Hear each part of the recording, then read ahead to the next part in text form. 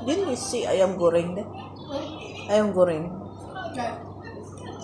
Lupa.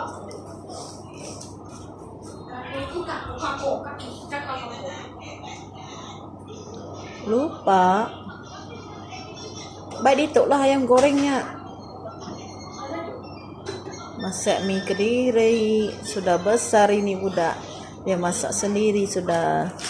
Umur dia sudah 11 tahun. Tak nak ke ayam goreng tu? Tak nak?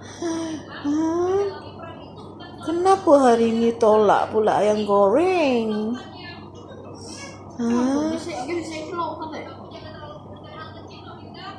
Ayam goreng tak nak ke?